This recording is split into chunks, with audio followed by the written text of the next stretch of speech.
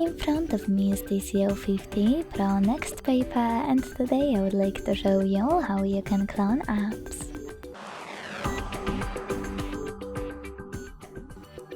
Begin by opening Settings and scrolling all the way down to click on Apps. Then select Cloned Apps. Click on this plus next to the one you wish to clone and wait. Then go back. As you can see, after that my app was successfully cloned. To delete this clone, go back to the same settings, hit Cloned Apps and tap on this bin next to your app. Then choose OK. Thanks so much for watching. If you enjoyed this video, leave a like, comment and subscribe. Bye!